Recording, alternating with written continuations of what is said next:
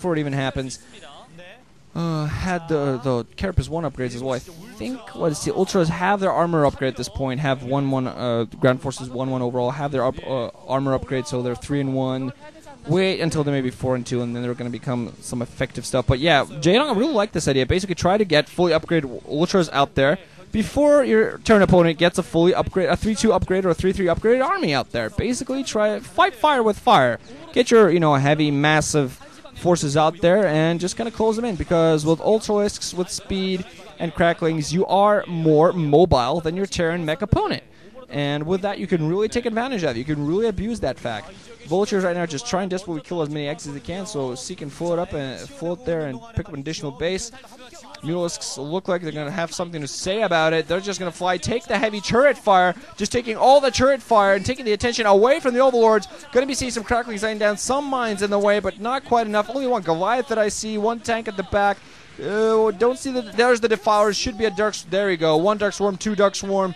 That's going to be it. This is going to be a floated base right here. Command Center comes up, and Jeadong, great attack here from him, just utilizing it perfectly, sacrificing his Mutalisks to take the shots just to make sure his Overlords can get in there and get the damage done.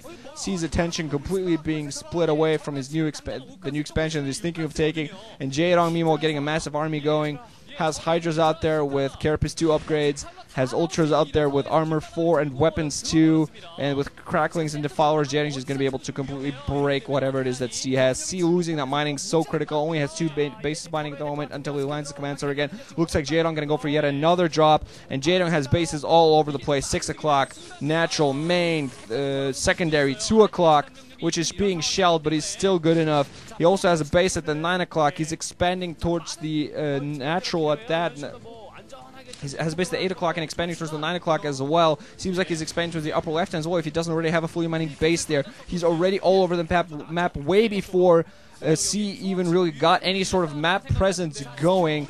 And he has a few reinforcements to go towards this 2 o'clock position. Scourge come in play. Overlord is just dropping on top of the tanks. Some of them went down, but some of these Ultras is going to come in alongside Cracklings. They are going to get broken. They're not going to manage too much, and some of these Overlords are going to go down as well. C at this point has to start finding these new bases, has to start stopping them from being put up, has to put down mines across the map for those Ultralisks to run into right there. Put down a bunch of these mines, and that's one strangely alive Ultralisk, but at least he denied one base, getting some radiates on some more Ultralisks, while Jeadong is just producing so heavily that he has Ultralisk and Zerglings to spare. Everything you kill from him, he's just going to manage to reproduce very quickly. And here you really see a difference in style from Jeadong and Effort. Effort plays a sacrificial, aggressive style. He likes to go out there, do some damage, lose some forces, and replenish. You'll never see him with a fully maxed out army. Not even close. Jeadong feels absolutely no trouble waiting, then going for the blow, surprising you out of nowhere, going for the blow, and then replenishing his entire army in 2 seconds. He has no trouble doing any of that. Now he's breaking out of the 2 o'clock position. C's trying to hold it. Well, he only has a few siege tanks and Goliaths, and these Dark Swarms are being a huge boon. Sure, the Ultras are not having too easy a time of breaking out, but still Jeadong has a defensive grid everywhere. He's ready to go at all times. Has Nidus canals everywhere. Look at all these Ultras. The mines are blowing up, but the Ultras are still surviving. Just needs to kind of like run a few Cracklings out there ahead of the Ultras. Then he's going to be okay. Still doesn't have them fully upgraded, but those should be coming along shortly. Also, yet again, expanding towards the 9 o'clock location, that natural expansion. Seems like he might even be thinking expanding towards the lower left position once he finds himself there, but he's just all over the map, and I don't see any way for C to even have a shot at putting this base up. He's going to stay on those 2 bases the entire game, and just with that, Jeadong's going to win. He doesn't really have to do anything other than try to disrupt economy and try to make sure C can't put up additional bases. C has that inside Tolkok position now going for him, but Jeadong has way too many forces. He has a lot of Overlords all over the place. These might have units all across all of them. He's splitting them up as well. C going to be going for some dropship play, going to drop a few Goliaths here at the upper left hand. So maybe trying to open up an additional location, but these 4 little Goliaths are not going to do too much. We'll take down the Nidus before any reinforcements reach the position, so we might actually manage to take this base down, but it wasn't really fully saturated. Jeadong didn't have that many resources going there, and I still don't think that C is in any real position to get back into this game. Should just focus down the hatchery, make sure it goes down, I'm not quite sure whether Jaedong has opened it up to be able to reinforce it from the bottom, so it might actually go down. And C is going to continue trying to break this 2 o'clock position. There's a Defiler there, which just needs to get off a Dark Swarm. Jeadong is going to be able to reinforce this upper left hand, so I'm not quite sure if he's actually going to lose that hatchery, producing something from his larva, so that might be to help that out. He's trying to keep an aggressive presence all over the place. He's trying to put on some pressure, trying to put on a little bit of pressure with vultures at the natural expansion of Jaedongs, but he's just pushing out a little bit. Ultra cracklings, going out there, pushing down some dark swarms. Yes, getting some of the stuff radiated, but Jaedong's still going to be able to replenish. At this point, fully upgraded ground forces and Hydras with Carapace 3 and Weapons 1 upgrades. Oh, and he's not really producing much in the way of science also. He's had a few earlier on, but he's not really in the best of positions now. He is, I think, 2-2 upgraded. Might be actually Weapons 3, Armor 2 upgraded, but just Jaedong had that upgrade sooner. He's had those Ultras out very quickly. Now he has a bunch of Hydras working out there. He knows Hydras are a viable force. Just, don't get him too close to the minefield, and you're going to be okay. Vultures just desperately trying to hold back with nothing but their own minefields and own little wimpy fire.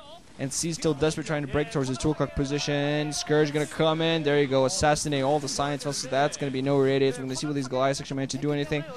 Just get a couple of cracklings to run towards the inside 12 o'clock position, and it will go down. So despite the fact that C is fighting back a little bit better, has 4 mining bases. Well, actually, no. Main's dead at this point. So 3 mining bases, I would say. He's still not in the best of positions. Still not fully saturating that inside 12. Finally going to float his commander. Finally going to be able to take this 2 o'clock position down, but I still feel Jeadong has had the economic lead for so long that this is not going to bother him too badly. Just now picking up the inside 4 o'clock position for himself, so the economic lead is quite staggering. And C actually finding himself open to add additional factories, so he's not too bad economically, but he needs additional bases because Jeadong is all over the map. The only base Jeadong, sure, he's now lost at 2 o'clock. It's going to be a while before C can actually pick it up.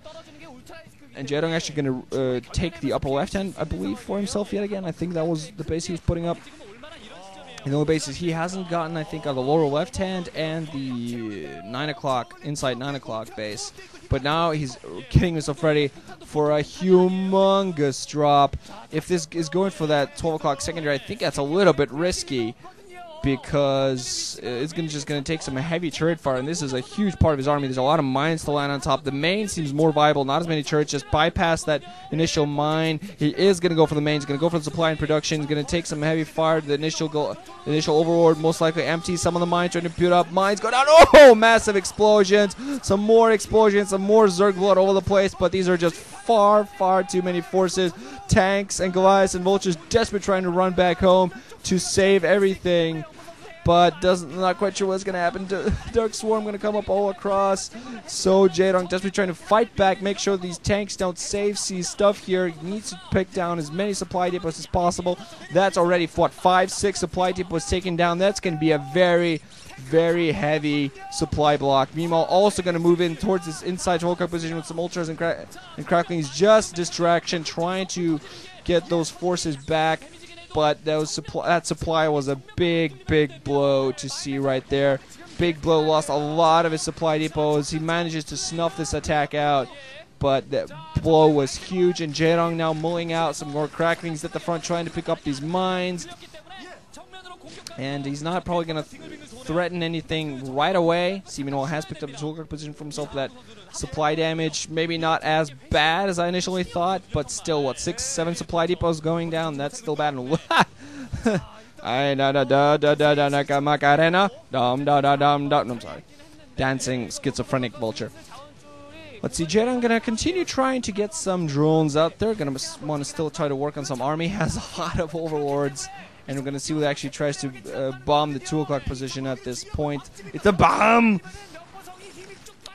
Losing some of his force across the middle, but still has the troops, still has the refilling. Goliath's going to do some heavy damage to these overlords, but they're still going to be able to drop a large amount of their paraloads. Dark Swarm's going to come right on top. Is this going to be enough? C cannot lose this 2 o'clock position. That is such an important lifeline. He's actually going to move his entire force across the map, fully upgraded. Is it going to be enough?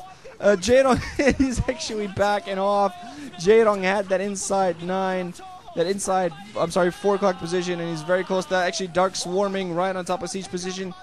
Siege position. He's trying to have his siege tank split up. Unfortunately, meanwhile, his 2 o'clock position has been floated. Dark swarms really coming into play, and Jeadong just pushing C back, making sure that he takes no additional damage. Oh man, this is an awesome macro game. Unfortunately, we see this entire game cursing himself with his he himself cursing himself with his lack of maneuverability from the start. That was his choice.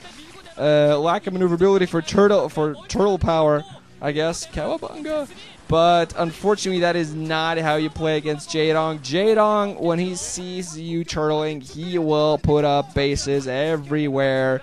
He has dealt with turtles often enough to know how to deal with a turtle.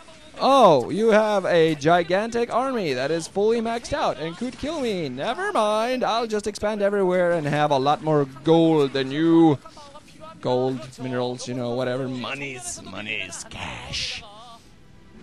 Cash buys you everything, even victory. Actually, that's strangely true with the situation that we had recently, but oh well. Jeadong yet again breaking out. It just doesn't seem like C has enough. Look at that! That's Terran-esque. That's like TVT, just dropping on top of what his opponent has. Dropping on top of Goliaths and tanks with Ultras and Zerglings. That is insane. Fully maxed out, upgraded armies on both sides, but Jeadong just has a constant replenishment of forces. His main's dead, his natural's dead. Well, actually, his natural's mining. His secondary's dead, his main is dead, his natural has still something going. And every other base he has some resources. He might not be fully saturating all of them, but he has some resources. And now he's breaking towards the inside 12 o'clock position, has Cracklings and Ultralisk running in, and C finally GG's. Jeadong getting it to 2-1, and C's advantage has been erased. Now he just has to hope he has Terran favorite maps ahead of him. So he just has to hope that he can abuse those to take the win against Jeadong here. We're going to see what happens. GG guys, Wrench and Net, those listening. Hope you enjoyed.